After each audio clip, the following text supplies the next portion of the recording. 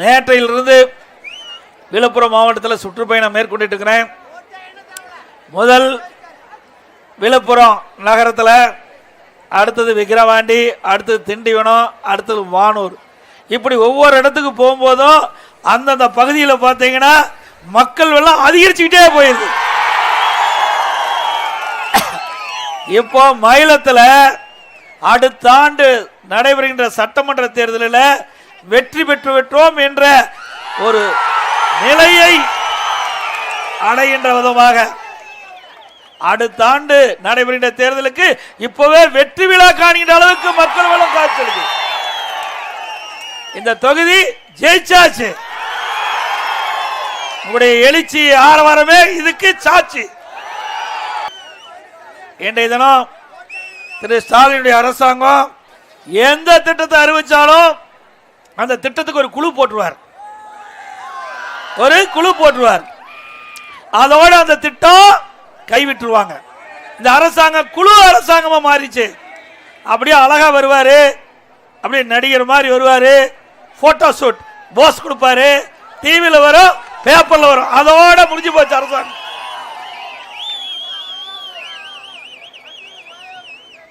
இன்றைக்கு திரு ஸ்டாலின் முதலமைச்சரான பிறகு இந்த தொகுதியில் ஏதாவது திட்டம் வந்ததுங்களா? ஏற்கனவே அண்ணா திமுக போட்ட திட்டத்தை முடக்கியதான் ஸ்டாலினுடைய சாதனை. எவ்வளவு திட்டம் கொண்டாந்தோம், குடிநீர் திட்டத்தை கொண்டாந்தோம், அதையும் சரியா செய்யல, ரத்து பண்ணிட்டார்.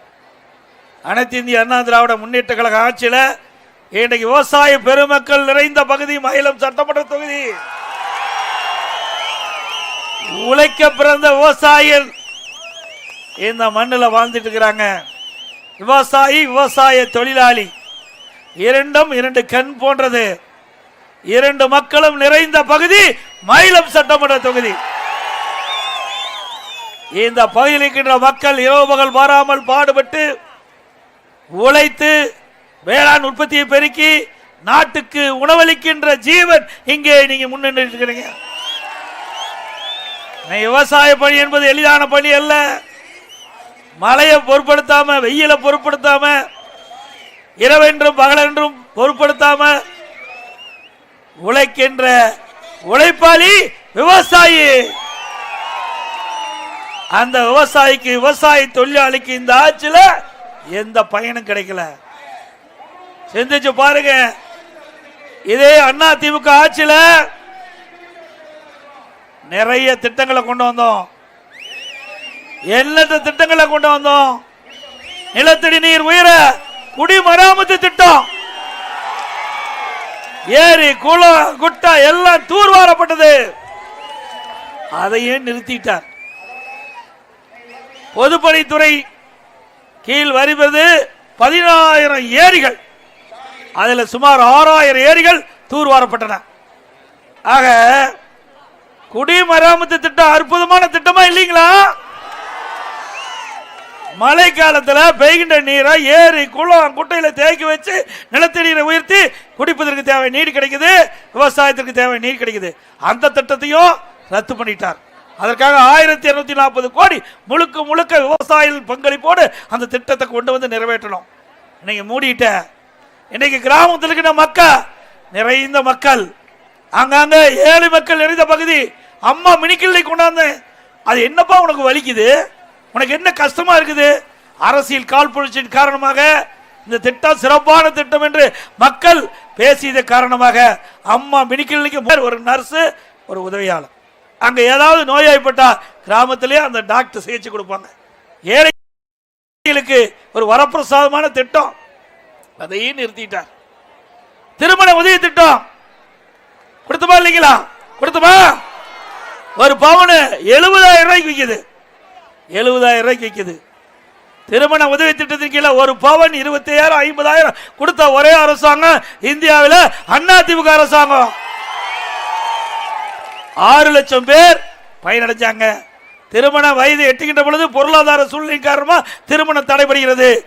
திருமணம் தடைபடக்கூடாது என்பதற்காக அம்மா மனதிலே உயிர்த்த அற்புதமான திட்டம் திருமண உதவி திட்டம், தாலிக்கு தங்கம் திட்டம். அதை கொண்டு வந்து நிறைவேற்ற அரசாங்கம் அதிமுக அரசாங்கம். அதையும் நிறுத்திட்டார். அம்மா இருசக்கர வாகனம் கிராமத்தில் இருக்கிற பெண்கள் எங்கேயாவது வேலைக்கு போயிட்டு உரிய நேரத்துக்கு போயிட்டு உரிய நேரத்துக்கு வீட்டுக்கு வரணும். அதுக்காக ஒரு அம்மா இருசக்கர வாகனத்துக்கு 25,000 மானியம் கொடுத்தோம். 25,000 3 லட்சம் அம்மா இருசக்கர வாகன படம் என்று சொல்லி 2,85,000 பேருக்கு வாங்கி கொடுத்தோம். எல்லாம் சாதனை.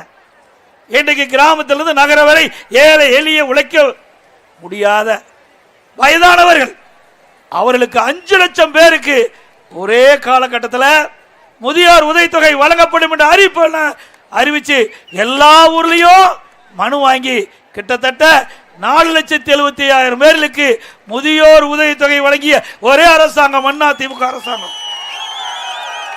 அந்த ஏழைகளுக்கும் உணவு கிடைக்கும் என்பதற்காக அதே போல நகரத்திலிருந்து பேரூராட்சி வரை அம்மா உணவகத்தை கொண்டு வந்து கொடுத்தோம். கொரோனா காலம் மக்களுக்கு வேலை இல்லை.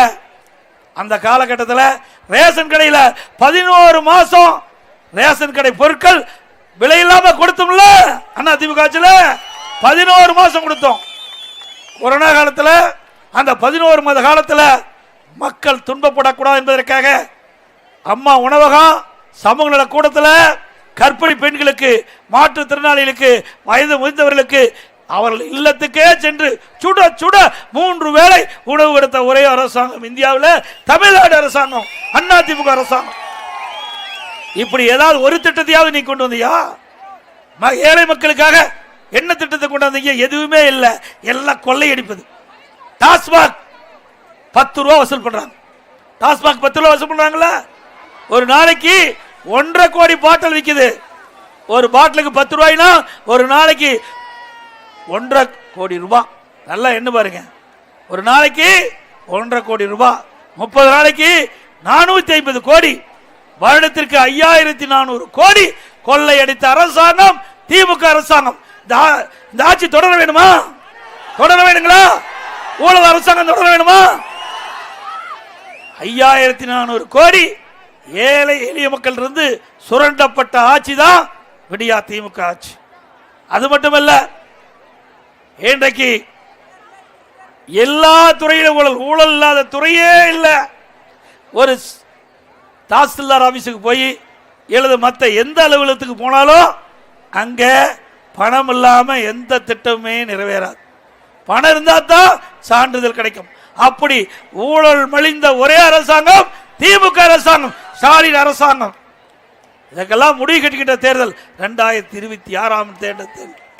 அது மட்டுமல்ல, இன்றைக்கு அதிமுக ஆட்சி இருக்கின்ற பொழுது எங்கே பார்த்தாலும் சிறப்பான சாலைகள், தடுப்பணைகள், நதியின் குறுக்கே தடுப்பணை, ஓடையின் குறுக்கே தடுப்பணை, பெய்கின்ற மழைநீர் முழுவதும் சேமித்து விவசாயிகளுக்கு தேவை நீர் கொடுத்தோம்.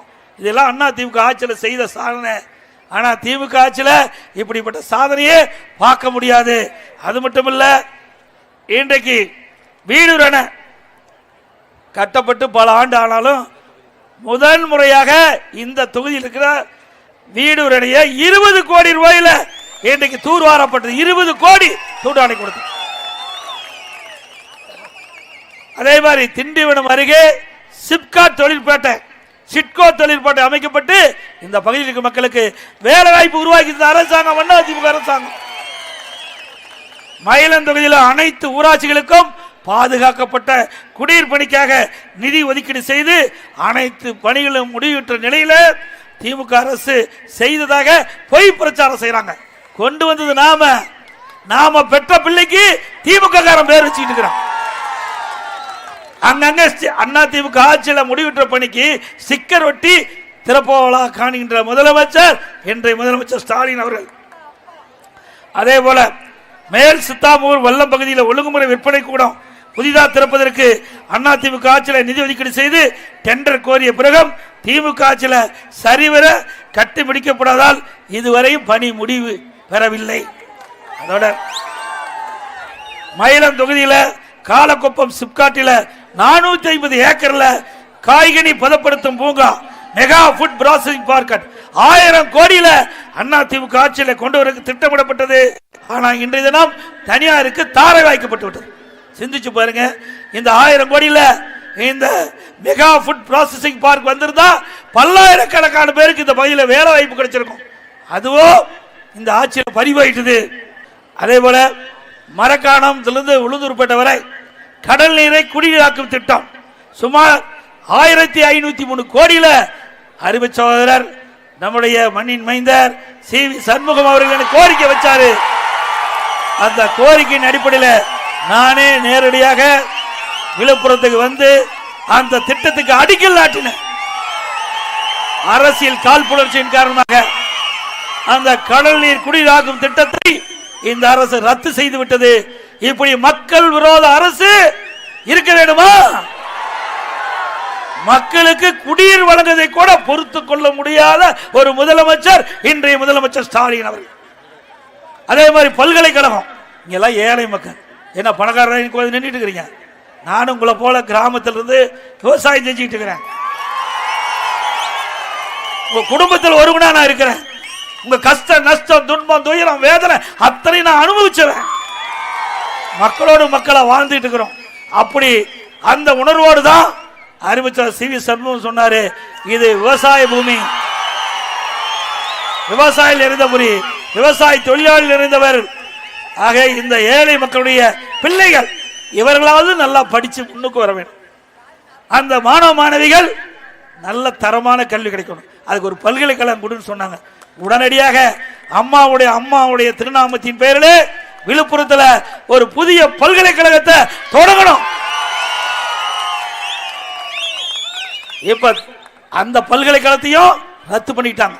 இப்ப ஸ்டாலின் நேற்றைய தினம் திருவாரூர்ல பேசுறாரு. கும்பகோணத்தில் புதிய பல்கலைக்கழகம் துவக்க மசோதா கவர்னர்கிட்ட போய் நிலுவையில் இருக்குது. இந்த எடப்பாடி பழனிசாமி படிப்பு கசக்குது, அதற்கு எந்த குரல் கொடுக்குன்னு சொன்னாரு. அவரு அப்பா பேர் வைக்கிறதுக்காக பல்கலைக்கழகத்தை தூங்கினார். நாட்டு மக்களுக்கு அல்ல, மாணவர்களுக்கு அல்ல, அவருடைய அப்பா பேர் அங்க வர வேணும். அதுக்காக நீ பல்கலைக்கழகத்தை துவக்கிற. ஆனா நானு இந்த பகுதியில் இருக்கின்ற ஏழை எளிய குடும்பத்தில் பிறந்த மாணவ மாணவி நல்ல கல்வி, தரமான கல்வி கிடைக்க வேண்டும் என்பதற்காக அண்ணா திமுக ஆட்சியில நான் முதலமைச்சர் இருந்த பொழுது விழுப்புரத்தில் புதிய பல்கலைக்கழகம் அம்மாவுடைய பெயர்ல கொண்டு வந்தோமே. இந்த ஏழை மக்கள் படிக்க கூடாது இந்த கசக்கு தான் உனக்கு. இந்த ஏழை மக்கள் அவருடைய இலக்காரமா? இந்த மாவட்டம் எழுத்தறிவு குறைவான மாவட்டம். இந்த மாவட்டத்தில் இருக்கின்ற மாணவர்கள் உயர்கல்வியிலே சிறக்க வேண்டும். அப்படிப்பட்ட கல்வி கிடைக்க வேண்டும், பல்கலைக்கழகம் வேண்டும். அதைத்தாங்க கொண்டாந்தோம். அதை ரத்து பண்ணிட்டீங்க. மீண்டும் அண்ணா திமுக ஆட்சி மலரும்.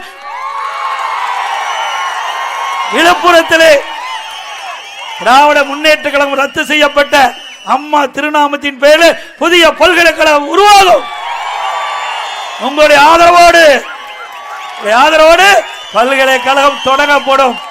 இந்த மாவட்டம் தமிழகத்திலே கல்வியிலே சிறந்த மாவட்டம் என்ற பெயர் வருவதற்கு எங்களுடைய அரசு உங்களுக்கு துணை நிற்கும். அது மட்டுமல்ல, புதிய புதிய வேலைவாய்ப்பு உருவாக்குவதற்கு இந்த பகுதியில் தொழிற்பேட்டையின் மூலமாக புதிய தொழிலை கொண்டு வந்து இந்த பகுதியில் இருக்கின்ற படித்த இளைஞர்களுக்கு வேலைவாய்ப்பை அண்ணா திமுக ஆட்சியிலே உருவாக்கி தரப்படும் என்பதை இந்த நேரத்தில் தெரிவிக்கின்றேன். விவசாயம் செய்கின்ற விவசாயிகளுக்கு, கடலிலே தத்தளித்துக் கொண்டு வந்த விவசாயிகளுக்கு தொடக்க வேளாண்மை வங்கியிலே வாங்கிய பயிர்க்கடன் 2 முறை ரத்து செய்யப்பட்டது. 2 முறை ரத்து செய்யப்பட்டது. ஒரு முறை நான் முதலமைச்சர் இருந்த காலத்திலே, கொரோனா காலத்திலே விவசாயிகள் வைத்த கோரிக்கை ஏற்று 12,110 கோடி தொடக்க வேளாண்மை வங்கியிலே விவசாயிகள் வாங்கிய பயிர்க்கடன் தள்ளுபடி. மாண்பு அம்மா அவர்கள் முதலமைச்சரானவுடன் 2016 5,800 கோடி பயிர்க்கடன் தள்ளுபடி. இதெல்லாம் அண்ணா திமுக ஆட்சியில் தான் விவசாயிகள் அனுபவிச்சாங்க.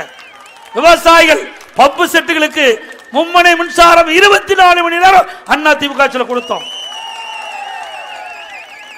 விவசாயிகள் உற்பத்தி செய்யப்படுகின்ற அந்த பொருளுக்கு நியாயமான விலை கிடைக்க நாங்கள் பாடுபட்டோம். அது மட்டுமல்ல, விவசாயிகளுக்கு மானிய விலையில விவசாய கருவிகள் டிராக்டரா பெண்கள் மேல வாங்கினா 50% ஒரு ஏக்கர் நிலம் வச்சிருந்தா முழுசா மானியம். அதற்கு மேல எத்தனை ஏக்கர் நிலம் வச்சிருந்தாலும் சொட்டு நீர் பாசனத்தின் மூலமா 75% மானியம். இந்தியாவிலேயே சொட்டு நீர் பாசனத்திற்கு அதிக நிதி ஒதுக்கீடு செய்த அரசாங்கம் அதிமுக. உங்களால் விவசாயிகளுக்கு இப்படி எல்லாம் பார்த்து பார்த்து செஞ்சோம். கண்ணை எமைகாப்பதை போல என் அருமை விவசாய பெருமக்களுக்கு, விவசாய தொழிலாளிகளுக்கு எங்களுடைய அரசாங்கம் நிறைய செஞ்சது. விவசாய தொழிலாளிக்கு பசு வீடுகளை கட்டி கொடுத்தோம். அது மட்டுமல்ல, நம்முடைய விவசாயிகளுடைய உபதொழில் கால்நடை வளர்ப்பு. அந்த கால்நடை வளர்ப்பு மூலமாக பால் உற்பத்தி பெருக்கப்பட்டது. அங்கங்கே இருக்க சிறு சிறு குடும்பங்கள் பால் உற்பத்தியை பெருக்கி அந்த குடும்பத்திற்கு பொருளாதாரம் ஈட்டப்பட்டது. அதற்காக அனைத்து இந்திய அண்ணா திராவிட முன்னேற்ற கழக ஆட்சி இருக்கின்ற பொழுது நம்முடைய கள்ளக்குறிச்சி மாவட்டத்திற்கு சேலம் மாவட்டத்திற்கு இடையில பிரம்மாண்டமான கால்நடை பூங்கா ஒன்று கட்டணும். 1000 கோடியில கட்டணும். பூட்டி வச்சிருக்கலாம். விவசாயி பத்தி என்ன தெரியும்? அந்த கால்நடை பூங்கா அந்த ஆராய்ச்சி நிலையம் திறக்கப்பட்டு நடைமுறைக்கு வந்திருந்தா அந்த கலப்பால் ஒரு பசு கொடுக்கும், 40 லிட்டர் பால் கொடுக்கும். இலவசமா விவசாயிகளுக்கு கொடுப்பதா இருந்தோம். அதையும் நிறுத்திட்டேன். நான் வளர்க்கிற ஆடு 20 கிலோ தான், அதையும் நிறுத்திட்டேன். நான் வளர்க்கிற ஆடு 20 கிலோ தான் வருஷத்துக்கு கொடுக்கும்.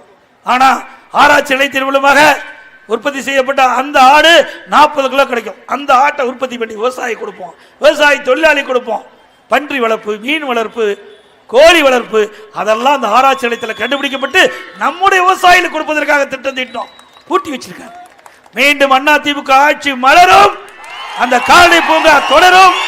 கால்நடை பூங்கா மூலமாக அந்த ஆராய்ச்சி மூலமாக கண்டுபிடிக்கப்பட்ட பசுக்கள் விவசாயி கொடுத்து அவளை வாழ வைக்கின்ற அரசாக அதிமுக அரசு இருக்கும் இருக்கும் இருக்கும்.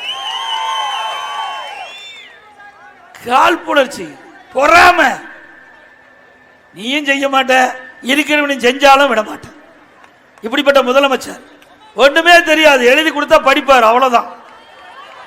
சொல்லுங்க, இது என்ன இந்த அற்புதமான திட்டம்? இது என்ன அரசியல் தேவை? ஏன் கால்நடை பூங்கா திறக்க மாட்டேங்கிற? திறந்தா விவசாயிகளுக்கு ஒரு நன்மை கிடைக்கும்ல. இதெல்லாம் அம்மா கண்டுதான் கிராமப்புற பொருளாதார மேம்பாடு அடைய என்பதற்காக அம்மா கறவை மாடுகள் கொடுத்தாங்க, ஆடு கொடுத்தாங்க, நான் கோழி கொடுத்தாங்க. நான் விவசாயி, கோழி வளர்த்து நம்ம எப்படியாவது நம்முடைய மக்கள், ஏழை மக்கள், கிராமத்தில் இருக்கிற பெண் தொழிலாளிக்கு இப்படி கொடுத்து அவர்களை ஏற்றம் பெற வேண்டும், அவர்களும் பொருளாதாரத்தில் மேம்பாடு அடைய வேண்டும் என்ற உன்னத நோக்கத்தோடு செயல்பட்ட அரசாங்கம் அதிமுக அரசாங்கம் என்பதை நேரத்தில் சுட்டிக்காட்டி, இன்றைக்கு கருணாநிதி குடும்பம்னா ஊழல் நிறைந்த குடும்பம். ஊழலுக்காக கலைக்கப்பட்ட ஒரே அரசாங்கம் இந்தியாவில் திமுக அரசாங்கம். கலெக்ஷன், கமிஷன், கரப்ஷன், இதுதான் தாரக மந்திரம் திமுகவோட. ஆக நீங்க எங்களோட நிறைய விஷயம் உங்களுக்கு தெரிஞ்சிருக்குது. தயாரா இருக்கிறீங்க ஓட்டு போடுறதுக்கு. எப்படா தேர்தல் வரும் எதிர்நோக்கிட்டு இருக்கிறீங்க. ஏன் நீங்க பேசுற பேச்சிலிருந்து, நீங்க கொடுக்கிற குரல் இருந்து இந்த திமுக ஆட்சி அகற்றப்பட வேண்டும் முடிவுக்கு வந்துட்டீங்க. திரு ஸ்டாலின் அவர்களே, வருகிற 2026ஆம் ஆண்டு தேர்தல் உங்களுக்கு கிடைக்கின்ற மரணடியாக இந்த தேர்தல் இருக்கும். அதிமுக தலைமையிலே அமைக்கப்பட்ட கூட்டணி பெரும்பான்மை இடங்களிலே வெற்றி பெற்று மிகப்பெரிய வரலாற்றை படைக்கும். இப்போ ஆரம்பிச்சுட்டாங்க. இப்படி வீடு வீடா கொண்டாந்து உங்களுடன் ஸ்டாலின், உங்களுடன் ஊழல் ஸ்டாலின் பேரு, உங்களுடன் ஸ்டாலின் ஊழல் ஸ்டாலின், வீடு வீடா அரசு ஊழியர்கள் இதை எடுத்துட்டு வருவாங்க. இதுல என்ன சொல்றாங்கன்னா, இந்த நோட்டீஸ்ல இருக்குது குடிநீர் இணைப்பு. இது வரைக்கும் கண்ணு தெரியல. 4.5 ஆண்டு காலம் ஆட்சிக்கு வந்தாச்சு. எந்த ஊர்ல குடிநீர் இருக்குது, குடிநீர் இல்ல, எந்த இடத்துல மக்கள் பாதிக்கப்படுறாங்கன்னு தெரியல. இப்பதான் கேட்கிறாரு. அப்புறம் அடிப்படை வசதி. அடிப்படை வசதி என்ன? லைட்டு கொடுக்கணும், கழிவுநீர் அகற்ற வேணும், குப்பையெல்லாம் சரியா வார வேணும், மக்களுக்கு தேவையான சுகாதார வசதி செய்யணும். இப்பதான் ஞாபகம் வந்திருக்குது முதலமைச்சருக்கு. பாவம், இத்தனை நாள் தூக்கிட்டு இருந்துட்டார். இப்பதான் எழுந்திருக்கிறார். ஏன்னா அடுத்த வருஷம் தேர்தல் வருதுல்ல, அதை நோக்கி பிறப்பிறப்பு சான்று, அதோட புதிய சொத்து வரி. ஏங்க வரி போட்ட இன்னைக்கு சொத்து வரியை நீ குறைக்க போறியா? சொல்லு பார்க்கலாம். அதோட கட்டிட அனுமதி கொடுக்குறாராம். பல பேர் இதையெல்லாம் படிச்சு பார்த்துட்டு என்கிட்ட சொன்னாங்க, நாங்க அப்ளிகேஷன் கொடுத்து பல மாதம் ஆகுதுங்க, இப்படி மக்களை ஏமாற்றிக்கிட்ட அரசாங்கம் திமுக அரசாங்கம். இதே போலதான் திமுக எதிர்கட்சியா இருக்கும்போது திரு ஸ்டாலின், திரு உதயநிதி ஸ்டாலின் திமுக இன்றைய அமைச்சர், அன்னைக்கு முன்னாள் அமைச்சர், திமுக சட்டமன்ற உறுப்பினர்லாம் ஊர் ஊரா வந்து ஒரு திண்ணையில பெட்ஷீட்டை போட்டு ஊர் மக்கள் அழைச்சாங்க. ஊர் மக்கள் ஆஹா ஸ்டாலின் நம்ம ஊருக்கு வந்துட்டார், உதயநிதி ஸ்டாலின் வந்துட்டார், திமுக எம்எல்ஏ வந்துட்டாங்க, திமுக முன்னாள் அமைச்சர்லாம் வந்துட்டாங்க, ஆக அவரெல்லாம் நம்முடைய குறையை தீர்க்கிறான்னு சொல்லி மக்கள் ஆர்வமா வந்து அப்ப பேசுனாங்க. இந்த பகுதியில் என்ன குறை இருக்குது, உங்ககிட்ட என்ன குறை இருக்குது, அதெல்லாம் ஒரு மனுவா எழுதி நான் வைக்கல பொட்டியில போடுங்க. அந்த பொட்டியை பூட்டி சீலை வச்சு எடுத்துட்டு போய் திமுக ஆட்சிக்கு வந்த உடனே அந்த சீலை உடைச்சு பெட்டியை திறந்து மனுவை எடுத்து படிச்சு தீர்க்கிறன. அப்ப எதுக்கு இது தேவை? நீ ஏற்கனவே மக்கள் கோரிக்கையான மனுவை பொட்டியில போட்ட இதை ஆரம்பிச்சிட்டார். ஒரு படத்துல சொல்லுவாங்க, ஆசையை தூண்டினா தான், ஆசையை தூண்டி மக்கள்கிட்ட வாக்கு பெறுவதற்கு ஆரம்பிச்சிட்டார். அதே போல ரேஷன் பொருட்கள் ஊடுடா வந்து கொடுக்குறாராம். 4 வருஷமா கண்ணுக்கு தெரியலையா? நாட்டு மக்களுக்கு 4 வருஷமா கண்ணுக்கு தெரியலையா? இப்ப ஏன்னா மக்கள் செல்வாக்கு இழந்துட்டார் ஸ்டாலின். அடுத்த ஆண்டு நடைபெறுகின்ற சட்டமன்ற தேர்தலில் திமுக படுதோல்வி அடைவது உறுதி செய்யப்பட்டு விட்டது. அது மட்டுமல்ல, இந்த ரேஷன் பொருட்களை நேரடியாக கொடுக்கணும்னா முதலே கொடுத்துருக்கணும்ல. இப்ப ஏன் கொடுக்கிற? ஓட்டுக்காக கொடுக்கிறார். அவர் நாட்டு மக்கள் நலம் பெறுவதற்காக கொடுக்கல, ஓட்டுக்காக கொடுக்கிறார். அது மட்டுமல்ல, இப்ப தண்ணி வரி கட்டினா தான் 100 நாள் வேலை திட்டம் சொல்றார். 100 நாள் வேலை திட்டத்தில் இடம்பெறணும்னா தண்ணி வரி கட்டுங்கிறார். அது மட்டுமல்ல, திமுக அறிவிப்புல இந்த கிராமப்புறத்தில் இருக்கிற மக்களுக்கு 100 நாள் வேலை திட்டத்தை 150 நாளா உயர்த்தினார். உயர்த்தினார்களா? 150 நாளா உயர்த்தினாங்களா? இல்ல, உயர்த்தாட்டி போட்டீங்க. 100 நாள் இருந்து இப்ப 50 நாளா வந்துடுது. ஓட்டு போட்ட கொடுமைக்கு 100 நாளா 50 நாள் ஆக்கிட்டார். ஆக இப்படிப்பட்ட அரசாங்கம் தேவைதானா என்பதை நீங்கள் சிந்தித்து பார்த்து வருகின்ற 2026 சட்டமன்ற தேர்தலில் அனைத்து இந்திய அண்ணா திராவிட முன்னேற்ற கழக ஆதரியுங்கள், கூட்டணியை ஆதரியுங்கள். நம்முடைய வேட்பாளர் அனைத்து இந்திய அண்ணா திராவிட முன்னேற்ற கழக வேட்பாளர் போட்டியிட்டா இரட்டை சின்னத்திலே வாக்களியுங்கள். கூட்டணி கட்சிக்கு ஒதுக்கப்பட்டு கூட்டணி கட்சி வேட்பாளர்னா அந்த கட்சி சின்னத்துக்கு வாக்களியுங்கள் என்று அன்போடு உங்களை கேட்டு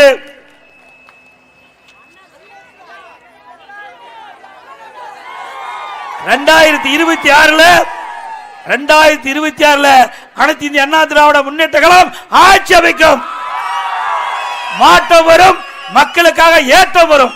மாற்றம் வரும், மக்களுக்காக ஏற்றம் வரும். மக்களை காப்போம், தமிழகத்தை மீட்போம். மக்களை